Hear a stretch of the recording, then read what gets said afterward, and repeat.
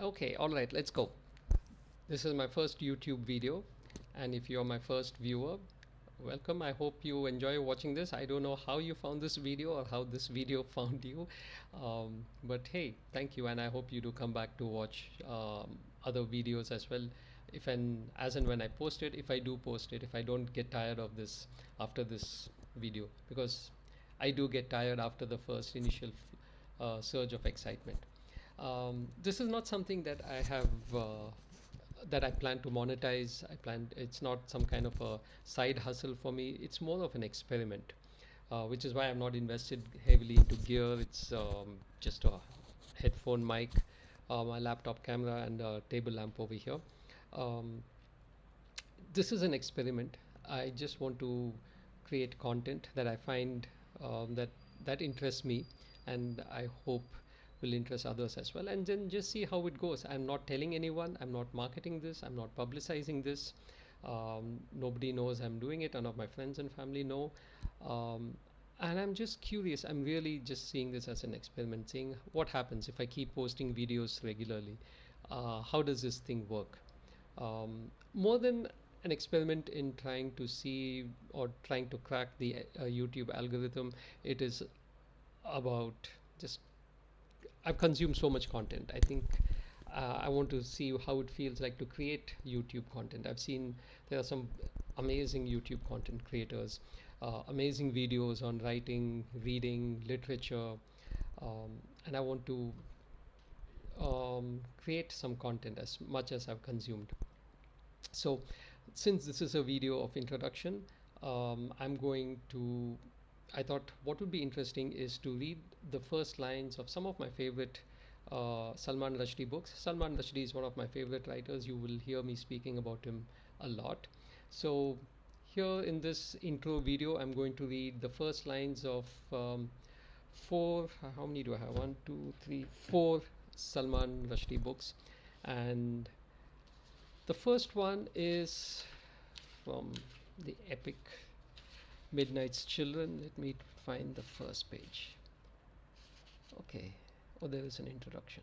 Oh, it's from the first chapter, is from the chapter called The Perforated Sheet. I was born in the city of Bombay once upon a time. No, that won't do. There's no getting away from the date. I was born in Dr. Narlika's nursing home on August 15th, 1947. And the time? The time matters too. Well then, at night, no. It's important to be more on the stroke of midnight, as a matter of fact. Clock hands joined palms in respectful greeting as I came. Oh, spell it out. At the precise instant of India's arrival at independence, I tumble forth into the world. That's just beautiful. Um, and this was the first Salman Rushdie book I ever read, a long, long time when I think I discovered it when I was in school. It was at home. Obviously, my folks had read it, and I I'd always seen it, but it was only when went into college. I said, okay, let me see what the Salman Rushdie book is about, because by the time, of course, it was the early '90s, and his name was in the news quite a lot, and it obviously it was daunting, the size of the book. And when I first read this, it introduced me to a kind of English that I had never seen before in literature, because I had read only proper books, uh, classics. Sorry, that's the laptop fading, and I have to keep reviving it. So I like the way he took liberties with English.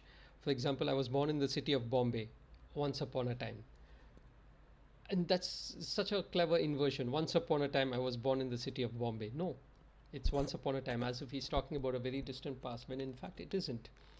No, that won't do. There's no getting away from the date. And then he says, and the time matters too. Well then, at night, no, it's important to be more dot dot dot on the stroke of midnight, as a matter of fact.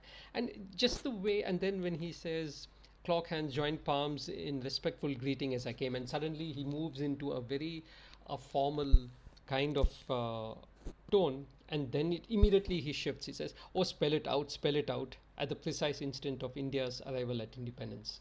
India's arrival at independence, and I thought that was an interesting. It's not at the precise moment of India's independence, arrival at independence. And I think it's these small nuances with the words that makes me like his writing so much. I'm going to pick another book, and this is probably his most well-known book, and I think you can guess which one this is. Oh, I just love this beginning. To be born again, sang Gibril Farishta, tumbling from the heavens. First you have to die. Hoji, Hoji. To land upon the Busumi earth, first one needs to fly. Ta-ta, takadun. How to ever smile again if first you won't cry? How to win the darling's love, mister, without a sigh? Baba, if you want to get born again, dot dot dot. Just before dawn, one winter's morning, New Year's Day or thereabouts, two real full grown living men fell from a great height, 29,002 feet, towards the English Channel without benefit of parachutes or wings out of a clear sky. This introduction just takes my breath away. I mean, just the fun he's having with the writing, just the fun he's having with the language, bringing in so much of Indian speech into this. Hoji, Hoji, tada, takadun, and it's musical. It's meant to be spoken. It's meant to be read aloud. Right? There is a sound aspect to it as much as you're reading it. To be born again, sang Gibril Farishta, tumbling from the heavens. First you have to die, Hoji, Hoji. To land upon the Busumi earth, first one needs to fly. The sheer poetry of it. How to ever smile again if first you won't cry? How to win the darling's love, mister, without a sigh? So you see, as much as it is literature, as much as it is prose, it is he has a way of making you read it like a poem, and he plays with language so much. And like I said in Midnight's Children, right, the liberties he was taking with language, I had not ever come across that. And to experience that for the first time, that hey, you could do this, you can write like this, you can take such freedoms with the language, you can make it your own, you can really experiment with it. Because all the time I'm thinking, what, can you do that? Can you just stop a sentence midway? Can you make sounds like hoji and takadun? And can you, how is that even allowed? And I think in that way it was very liberating for me to read Rushdie and say, hell yeah, it is allowed, and this is good, and this is how we speak, and this is how we communicate. And he is just said it's perfectly okay to do that. It's almost, to me, it felt like he was giving me permission to say, write as you want, have fun with the language, experiment. Anyway, these are two books. There is more, I think I said. Okay, let me do one more. I don't want to make a very long video and my comp keeps fading. Okay, Harun and the Sea of Stories, just such a beautiful book. And okay, I'll tell you what I like about this once I read it. There was once in the country of Alif Bay a sad city, the saddest of cities, a city so ruinously sad that it had forgotten its name. Goosebumps. It sets the mood for the entire book. A city so ruinously sad that it had forgotten its own name. How do you come up with things like that? And all his stories, none of his stories, okay, I won't say none or all, it's it's too sweeping a statement. He doesn't try to get you with a hook, like, you know, an unforgettable first line in terms of action or promise of something that has happened, and somebody who's or like, where is Papa going with that axe? I think it's from a book, I forget which one. Um, of course, and the more famous ones that we've read, Best of Times, Worst of Times, etc., etc. But I think he sets the mood for the book, Harun and the Sea of Stories, what the novel is about, the loss of stories, storytelling. And in just those few lines, he's been able to capture the entire novel so brilliantly. Just one last one, because it's not really a beginning that I.